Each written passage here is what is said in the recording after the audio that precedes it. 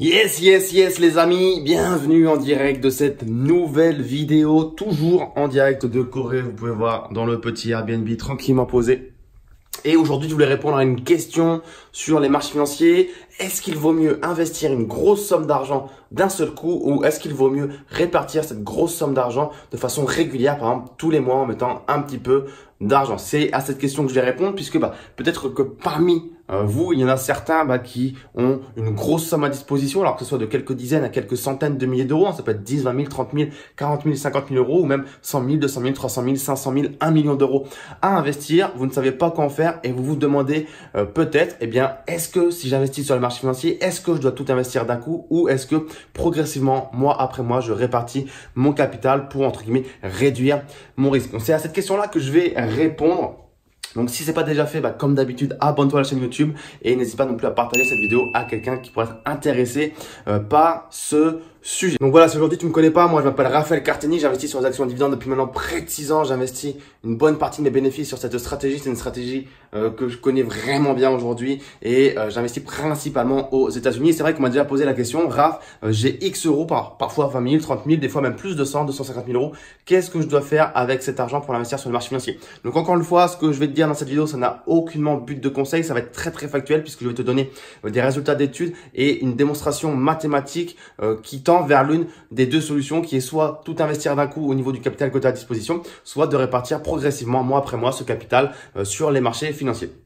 Donc en fait, ce qu'on regarde et ce qu'on voit et qu'on se constate, c'est que de 1926 à 2017, je parle aux États-Unis, bien évidemment, à chaque fois que je parle d'investissement aux dividendes, je parle des États-Unis. Donc de 1926 à 2017, le marché a eu un retour positif, un rendement positif 74% du temps. Plus précisément, de 1926 à 2017, il y a eu en moyenne 10% de rendement chaque année. Donc ça veut dire que juste avec cette information-là, tu comprends tout de suite normalement que c'est beaucoup plus intéressant pour toi d'investir cette grosse somme d'un seul coup, d'un point de vue mathématique, puisque si tu n'investis pas cette somme d'un seul coup, ça veut dire que finalement, tu penses que le cash peut mieux performer que cette performance que je viens de t'indiquer, d'un retour positif 75% du temps sur les marchés financiers. Et aujourd'hui, on sait très bien que ça n'existe pas, que le cash ne performe pas de cette façon-là. Au contraire, le cash, quand il reste sur un compte en banque, quand il est stocké, quand il est sur un compte épargne, on sait tous très bien ce qui se passe, c'est que il se passe rien justement. Il est là, il est au chaud entre guillemets. Par contre, il y a l'inflation qui vient grignoter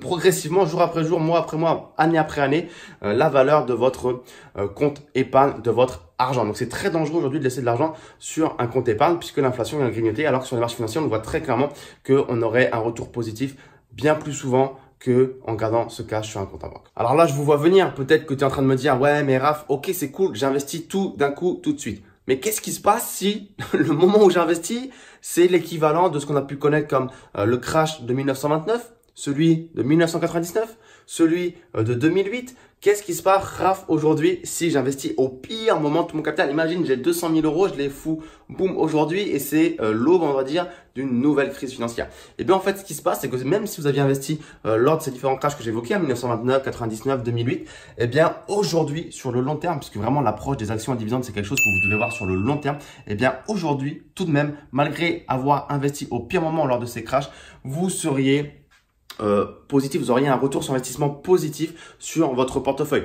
Donc encore une fois, c'est vrai qu'il y a cette approche psychologique où on se dit oui, mais si j'investis au pire moment, qu'est-ce qui se passe mathématiquement parlant? Et sur le long terme, bien évidemment sur le court terme, vous investissez au pire moment, votre capital va fondre, vous allez perdre de l'argent, mais sur le long terme, encore une fois, votre retour sur investissement sera positif. En fait, généralement, le problème, il est ailleurs. C'est-à-dire que voilà, si vous investissez, on va dire, je sais pas, 20 000, 200 000 euros à l'aube d'une crise financière, le problème, il est beaucoup plus psychologique que mathématique. Mathématique, on a beau vous dire que sur le long terme, vous êtes gagnant, psychologiquement parlant, ça peut être très compliqué, finalement, de voir son capital fondre, de voir son capital disparaître sur les marchés financiers. Et la pire réaction à ce moment-là, ça serait de paniquer et de revendre ses actions en encaissant au passage une grosse perte. Donc ça, c'est vraiment le côté psychologique. Bien évidemment, en fait, que on pourrait se dire, j'investis progressivement mon capital, peut-être sur une période de 1 à 2 ans, comme ça, je lisse la performance du marché, je lisse les corrections potentielles du marché qu'il pourrait y avoir. Et moi, au moins, je me rassure d'un point de vue, on va dire, sentimental. Enfin, pas sentimental, mais d'un point de vue émotionnel. C'est ça que je voulais dire.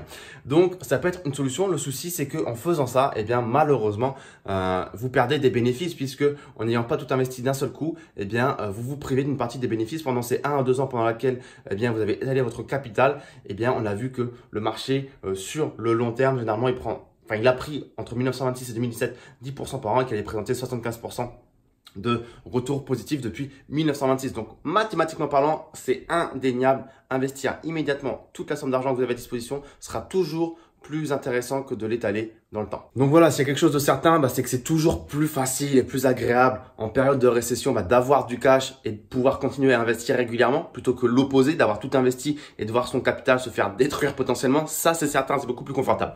Mais en conclusion, puisque la conclusion, elle est assez simple, voilà, si aujourd'hui vous avez un esprit qui est très rationnel, vous avez compris qu'il faut tout investir et c'est de cette façon-là que vous allez avoir un maximum de bénéfices, un maximum de profit sur le long terme. Si par contre, vous êtes beaucoup plus émotionnel et que l'idée de voir un capital fondre provisoirement vous ferait mal vous sentir, vous ferait paniquer au point potentiellement même de vendre pour quitter, tout arrêter et dire ok, j'arrête les pertes, j'arrête la catastrophe, je revends tout, j'arrête les marchés financiers, ça me fait trop peur, je viens de perdre beaucoup trop d'argent parce qu'on est vraiment dans une crise financière.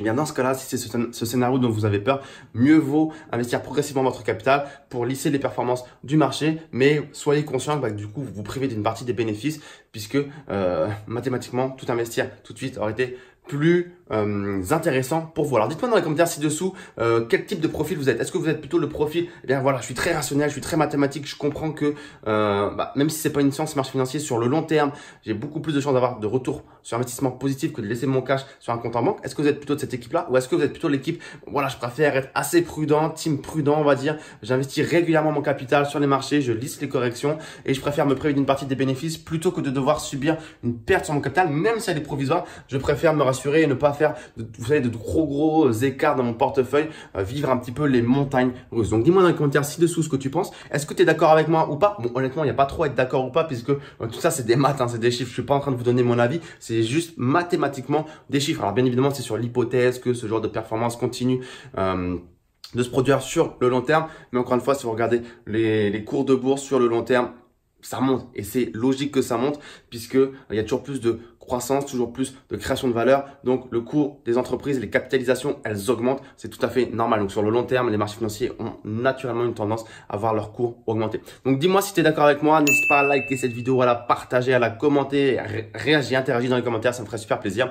Et également, si investir dans les marchés financiers est quelque chose qui t'intéresse, n'hésite pas à lire la barre de description puisque j'ai pas mal de choses pour toi, notamment un service qui est le Club Dividende dans lequel je te partage en temps réel tout mon portefeuille d'actions. Donc, libre à toi de copier, de pas copier. Encore une fois, c'est clairement pas des incitations à l'achat. Simplement, je te partage en temps réel mon portefeuille pour que tu puisses voir ce qui se passe à l'intérieur de mon portefeuille qui, à peu près aujourd'hui, présente une rentabilité sur dividende de 7% net environ, sans prendre en compte l'appréciation du capital. Donc, si ça t'intéresse de savoir plus, n'hésite pas à cliquer dans la barre de description. Tu vas retrouver toutes les informations et je te remercie d'avoir regardé et de m'avoir écouté sur cette vidéo et je te dis à très vite et je te souhaite de bons investissements sur les marchés financiers. Ciao, ciao!